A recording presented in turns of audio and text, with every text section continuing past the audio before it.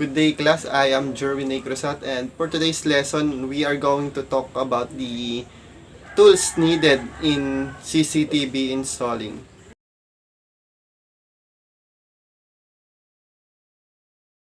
Today we are going to talk about tools and connectors that you will use to terminate analog CCTV cabling. Here is everything kind of generic items that you'll need. You have regular cable strippers, cable cutters, or dikes. On those two, get good pairs, sharp options of these. You do not want dull stuff when you are in the middle of nowhere and you're trying to cut through, 4 and 5 layers of material. You've got regular cable stripper. Most of them are universal. They do RG59 and RG6. You've got lots of different kinds. Just a general kind of pair is perfect. You have a ratcheting crimp tool. That does 2-piece connectors, which are kind of those 4 there, and then you have compression fittings here that you need a compression tool to squeeze the band, and you have RG6 cable, RG59 cable, and then 18.2 power wire.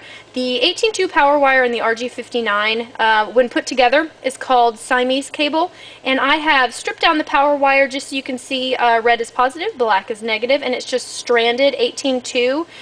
This has been terminated with a 2-piece male BNC connector just so you can see what it looks like. And so together these are Siamese cable.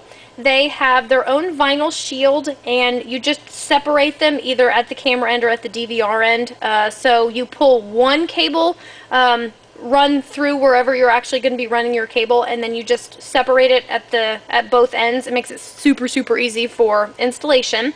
RG59 and RG6, they're both coax cables. RG59 is smaller. It has a smaller center conductor, and it has smaller vinyl. So the ferrules that you use, or the compression connector that you use, you have to make sure that it matches the type of coax cabling that you have, or you are going to be in a world of hurt trying to terminate your cables.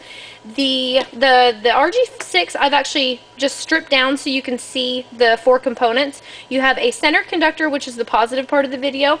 You have white insulation, which separates your center conductor from your copper braid. You have copper braid, and you have vinyl.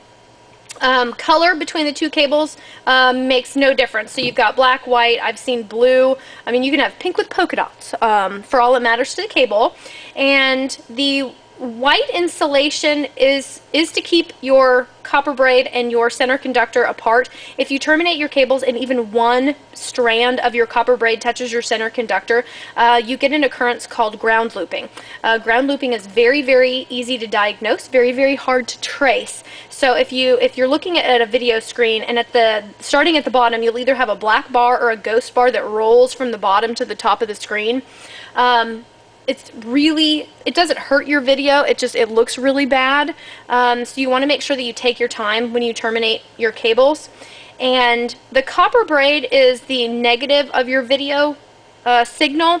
And one of the other differences between RG59 and RG6 is RG59 has 95% copper braid, so you have more shielding on your RG59 cable based off of 60% comparison on your RG6 cable. So since the RG6 center conductor is bigger, you can go longer distances, but you have better interference on the RG59. So you can run regular RG59 cable about 650 feet. You can run RG6 about 1,200 feet. Power wire is determined based off of your voltage. You're limited by about 150 feet for 12-volt cameras, 650 feet for 24-volt cameras. So talk to the manufacturer of your equipment. Make sure you're getting the right equipment. On pretty much all cabling, you will have dot matrix printing on it that tells you information on the cable. This one says RG6, so it tells you what kind it is. It tells you 18 gauge, which is the gauge of your center conductor. Most importantly, on your cable, you are going to have a distance printed on it, the actual length in feet.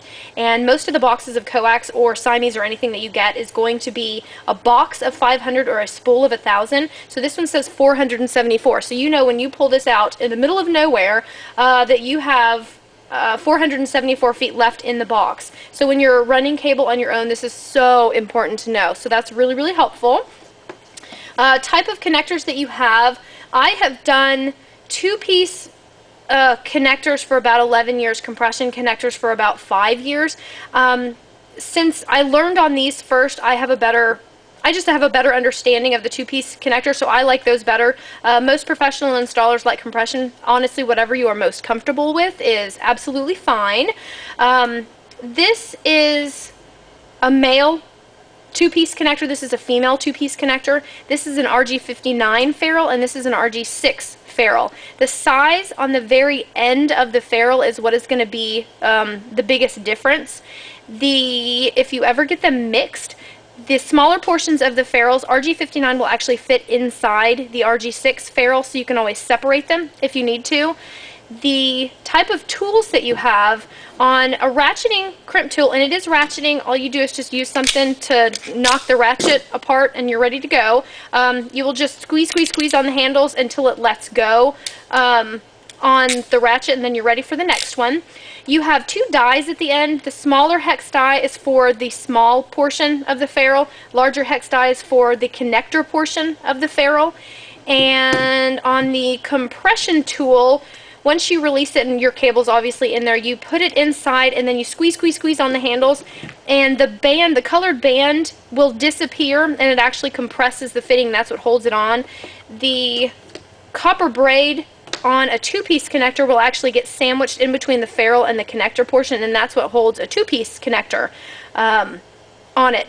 The tools that you use are going to make a huge difference. For a camera, most cameras are terminated in a female BNC, so almost all of your what you're going to be terminating on your cabling is going to be a male BNC.